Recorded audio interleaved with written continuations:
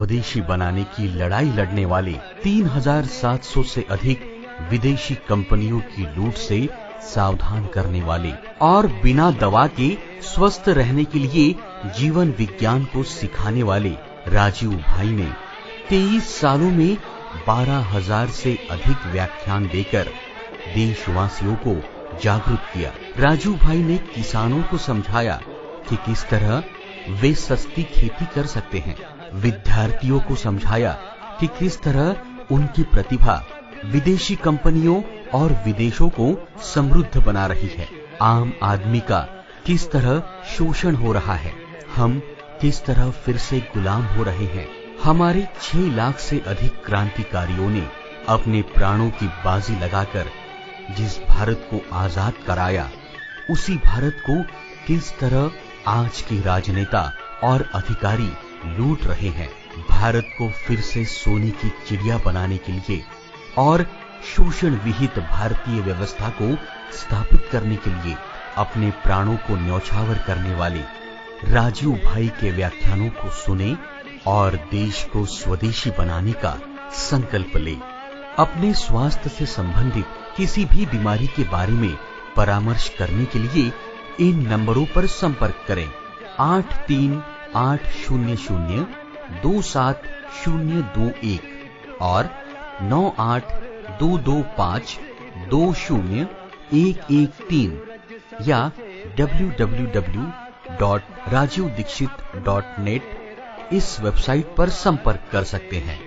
अगर आपको ये व्याख्यान अच्छे लग रहे हैं तो कृपया इनको जन जन तक पहुंचाने में मदद करें। वंदे मातरम। अब इस तीसरे दिन के व्याख्यान में राजीव भाई आपको जानकारियां देंगे, जैसे पानी कब और कैसे पिएं। मोटापा कम करने की अद्भुत दवा है पानी। त्वचा एवं अन्य रोगों के लिए मुंह की लार का महत्व, दूध पीने का नियम और चूने का स्वास्थ्य के लिए महत्व। कल तक मैं आपसे जो बात कर रहा था वो अष्टांग हृदयम का एक हिस्सा था, जिसमें आबो हवा, तासीर, रहने वाला स्थान, उसका महत्व, वहां की मिट्टी, उसका महत्व वगैरह वगैरह। अब मैं सीधे आपके शरीर पर आ रहा हूं। भागवत जी मनुष्य शरीर के बारे में ये कहते हैं कि ये मनुष्य का शरीर सबसे महत्वपूर्ण है और बहुत प्रयासों के बाद मिलता है। ये आपने कई बार सुना होगा। आपके पूर्व जन्म के बहुत सत्कर्म हो तो आपको मनुष्य शरीर मिलता है। और भागवत जी ने एक जगह कहा है कि आप ही हैं जो मोक्ष धारण कर सकते हैं। ऐसा कहा जाता है इस देश में कि जानवरों में, पशु पक्षियों में और कीड़े मकोड़ों में मोक्ष की स्थिति नहीं आती। मनुष्य योनि ही है जिसमें आप मोक्ष को प्राप्त कर सकते हैं। तो उनकी मोक्ष की परिभाषा बहुत सुंदर है। मोक्ष क्या है? हम सब लोगों ने कई बार अलग अलग समय अलग अलग लोगों से सुना होगा कि मोक्ष ऐसा है, मोक्ष ये है। भागवत जी की परिभाषा बिल्कुल साफ और सरल सीधी है। जो व्यक्ति, मनुष्य अपने दुखों को दूर करे और दूसरों के दुखों को दूर करने का सतत प्रयास करे, उसमें सफलता मिले न मिले, सफलता की बात नहीं कहते, वो ईमानदारी से प्रयास करे तो उसको मोक्ष होता है। दुखों से मतलब क्या? तो भागवत जी कहते हैं कि 3 तरह के दुख सारी दुनिया में है। एक तो दैहिक दुख, शरीर का दुख, दैहिक दुख। दूसरा है दैविक दुख, भगवान का दिया हुआ कोई दुख जो आपके शरीर से अलग है। भगवान ने आपको कोई दुख दे दिया, अचानक से आप गरीब हो गए, या अचानक से आपके घर में कोई दुर्घटना हो गई, आग लग गई, धरती कंप आ गया, भूकंप आ गया, आपका घर टूट गया, सब कुछ तहस नहस हो गया, सुनामी आ गया, ये दैविक दुख। और तीसरा और आखिरी दुख है भौतिक दुख। भौतिक दुख में सबसे ज्यादा यही है, गरीबी, बेरोजगारी, भूखमरी। तो वो भागवत जी कहते हैं कि दैहिक, दैविक और भौतिक तीनों दुखों से जो व्यक्ति मुक्त हो और दूसरों को मुक्त करने का रात दिन प्रयास करे, वही मोक्ष का अधिकारी है। आगे के सूत्र में वो ये कहते हैं कि अगर आपने अपने जीवन के तीनों दुख दूर कर लिए और आप दूसरों के दुखों को दूर करने के लिए कुछ नहीं करते, तो माफ कीजिए, आप कभी भी मोक्ष के अधिकारी नहीं हो सकते। हमारे यहां बहुत सारे साधु संत हैं जो हिमालय में जाके तपस्या करते हैं, तो उनकी जो तपस्या है हिमालय की, वो अपने दुखों को दूर करने तक सीमित है। अगर वो वापस हिमालय से लौटकर समाज के दुख को दूर नहीं करेंगे तो किसी को भी मोक्ष नहीं होगा। भागवत जी कहते हैं कि कोई सदगृहस्थ व्यक्ति है, वो स्वामी नहीं है, महात्मा नहीं है, तपस्वी नहीं है, लेकिन अगर वो अपने दुखों से दूर करते हुए दूसरों के दुखों को दूर करने के काम में लगा हुआ है, तो वो कहते हैं कि वो तपस्या करने वाले से ज्यादा बेहतर है, भले ही वो सदगृहस्थ है। और वो ये कहते हैं कि ज्यादा समय, भागवत जी मानते हैं कि सदगृहस्थ ही है जो दूसरों के दुखों को दूर करने में ज्यादा मदद कर सकते हैं, क्योंकि उन दुखों का अनुभव उन्हें है, जिसका दुख वो दूर करने का कोशिश करें। इसका मतलब यह है कि भागवत जी की परिभाषा में गृहस्थी होना माने सदगृहस्थ होना ज्यादा बड़ी बात है।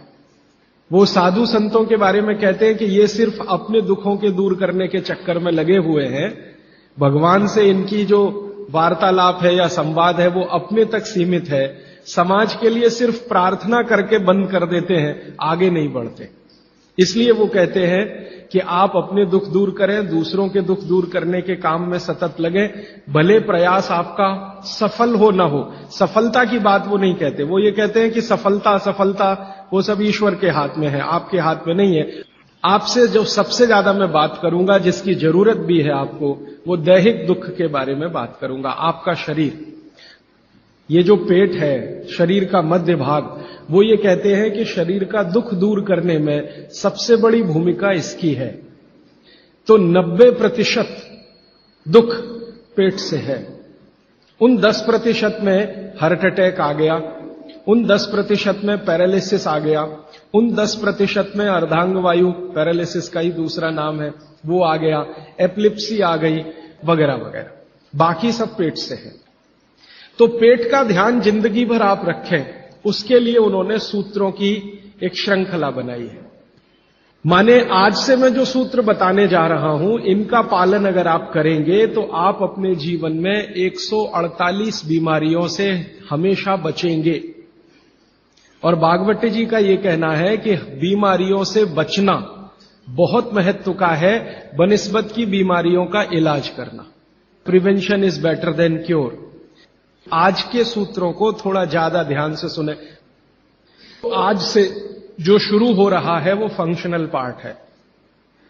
इस फंक्शनल पार्ट में सबसे पहला सूत्र भागवत जी का, वो कई बार ये लिखते हैं अपने सूत्रों में कि खाना महत्व का नहीं है, खाने को पचाना महत्व का है। क्योंकि भोजन पचेगा तो रस बनेगा, उसी रस में से मांस, मज्जा, रक्त, मल, मूत्र, वीर्य, मेद, ये सब बनेगा, अस्थियां बनेंगी, और वही आपके शरीर के लिए आगे जीवन में काम आएंगी। पहला सूत्र भोजनांते विषम वारी। इसका सीधा सा अर्थ है भोजन के अंत में पानी पीना विष पीने के बराबर है। सूत्र ये है, भोजन अंते माने भोजन के अंत में, भोजनांते विषम वारी। विष समझते हैं आप जहर, जहर जैसा क्या है? पानी। सूत्र उतना ही है।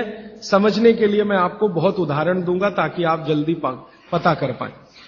भागवत जी ने एक सूत्र में यह कहा है कि हमारा जो शरीर है, इसका जो मुख्य स्थान पेट है, इसमें एक स्थान होता है पेट के अंदर, नाभि, लेफ्ट साइड में, नाभि से थोड़ा ऊपर जहां मेरा हाथ रखा हुआ है, इस स्थान को कहते हैं जठर। संस्कृत में कहते हैं जठर, हिंदी में कहते हैं आमाशय, अंग्रेजी में चाहे तो एपिगैस्ट्रिकम। भागवत जी कहते हैं कि इसमें अग्नि प्रदीप्त होती है, जठर अग्नि, जठराग्नि। और भोजन जो कुछ भी आप करते हैं वो पहले जठर में ही जाता है। यह है महत्व की बात। आपने रोटी का पहला टुकड़ा मुंह में डाला और जैसे ही टुकड़े को चबाना शुरू किया, लार बनना शुरू हुआ, तुरंत अग्नि प्रदीप्त हो जाती, पहले ही टुकड़े में। तो ये अग्नि प्रदीप्त हुई। अब आप जो भोजन कर रहे हैं ये इस अग्नि के प्रभाव में पचेगा। तो भोजन के पचने की क्रिया में पहले भोजन रस में बदलेगा। पहले पेस्ट बनेगा, जैसे टूथपेस्ट की कंडीशन होती है वैसा बनेगा, लुगदी जैसा। फिर उसमें से रस बनेगा, फिर रस में से सब कुछ बनेगा। अब ये अग्नि भोजन को पचा रही है और आपने भोजन पूरा करते ही पानी पी लिया, गट गट गट गट गट गट, तो क्या हुआ? अग्नि शांत हो जाएगी। अग्नि का पानी से मेल नहीं है, दुश्मनी है। तो आपके पेट में खाना खाते ही अग्नि जल रही है। अब आपने पीछे से गिलास 2 गिलास पानी पी लिया। कोई कोई लोग तो लोटा भर के पी लेते हैं, कई लोग तो भोजन से ज्यादा पानी पी लेते हैं। तो फिर भागवत जी कहते हैं भोजन पचेगा नहीं, वो सड़ेगा। वो कहते हैं कि भोजन अगर सड़ना शुरू हुआ तो सबसे पहले गैस बनेगी, वायु बनेगी, और ये वायु आपकी जिंदगी हराम कर देगी। और ये वायु की तीव्रता जब बढ़ेगी तो गले में जलन होगी, छाती में जलन होगी, पेट में जलन होगी।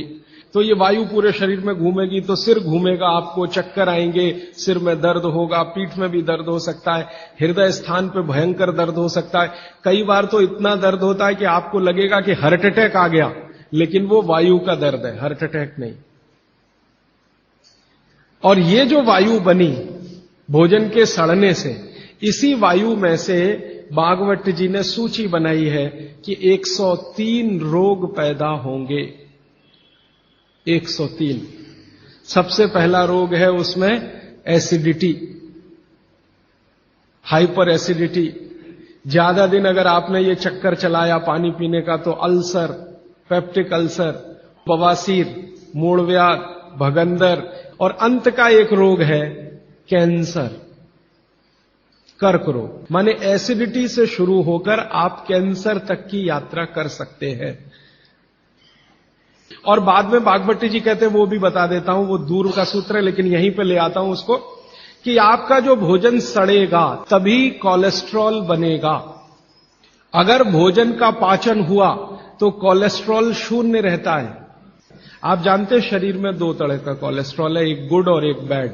अच्छा कोलेस्ट्रॉल माने HDL, हाई डेंसिटी लिपोप्रोटीन। खराब कोलेस्ट्रॉल माने LDL और उसका छोटा भाई VLDL, very low density lipoprotein. जिनको कोलेस्ट्रॉल बढ़ रहा है या बढ़ा हुआ है वो ध्यान दें, उनको भोजन पच नहीं रहा, उनका भोजन सड़ रहा है। तो कोलेस्ट्रॉल बढ़ेगा तो हार्ट अटैक भी आएगा, कोलेस्ट्रॉल बढ़ेगा तो घुटने भी जड़ हो जाएंगे, सारी संधियां आपकी एकदम कड़क हो जाएंगी, आपको चलना फिरना मुश्किल हो जाएगा, 10 कदम चलना मुश्किल हो जाएगा। तो वो ये कहते हैं कि जब 103 बीमारियां एक छोटी गलती से आती हों तो वो गलती कभी करना नहीं। अब जैसे ये सूत्र पूरा हुआ तुरंत आपके मन में प्रश्न आएंगे कि पानी कब पीना। तो भागवत जी कहते हैं कि कम से कम 1.5 घंटे के बाद पानी पियो। अब ये जो 1.5 घंटे का कैलकुलेशन है ये क्या है? ये भागवत जी कहते हैं कि जो आपने खाया वो आपके जठर स्थान में 1.5 घंटे तक अग्नि के प्रभाव में रहता है, 1.5 घंटे तक। और 1 से 1.5 घंटे का वो बताया है तो अलग अलग क्षेत्र के हिसाब से। अब मान लीजिए उत्तरांचल का कोई आदमी इसी सूत्र को पढ़ेगा तो उसको तो अग्नि का असर 2 से 2.5 घंटे रहेगा, पहाड़ वाला। लेकिन आपके लिए मैं बात कर रहा हूं तो 1 से 1.5 घंटा, ठीक है। अब तुरंत आपके मन में सवाल आएगा, भोजन के बीच में पीना कि नहीं पीना, और भोजन के पहले पीना कि नहीं पीना। वो ये कहते हैं कि भोजन के पहले पानी पीना तो कम से कम 40 मिनट और अधिक से अधिक 1 घंटा।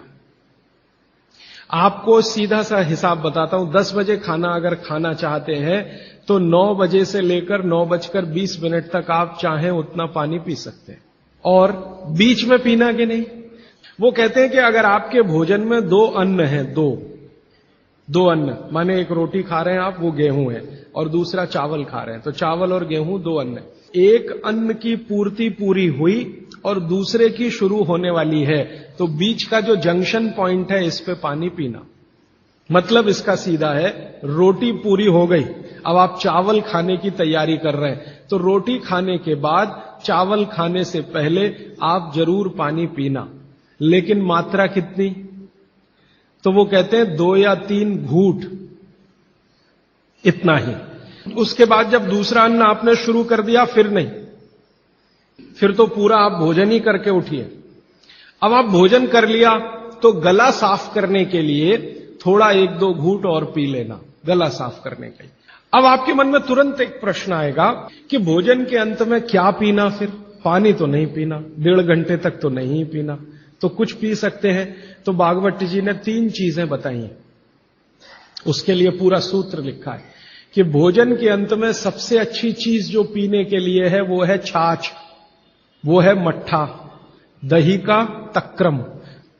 लस्सी पीने के लिए नहीं कह रहे, मक्खन रह गया तो वो लस्सी, तक्रम की बात है।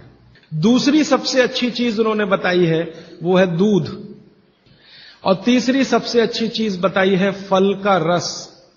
जिस मौसम में जो फल आता है उसका रस, माने मौसम के विरुद्ध के फल नहीं। आज का मौसम आम का नहीं है तो आम का रस अभी पिए तो नहीं चलेगा। तो आप ये कहें कि कोल्ड स्टोरेज से लाया हुआ संतरा और उसका रस निकाला या मौसमी का रस, ये सर्वनाश करेगा, सत्यानाश नहीं, सर्वनाश करेगा। अब इसमें आगे एक सूत्र है वो बहुत महत्व का है। भागवत जी कहते हैं मट्ठा या छाछ कब पीना, दूध कब पीना, रस कब पीना। तो सुबह के भोजन के बाद जूस, भागवत जी ने नाश्ता शब्द कहीं नहीं इस्तेमाल किया है। सुबह का भोजन आप उसको नाश्ता कैसे, दोपहर के भोजन के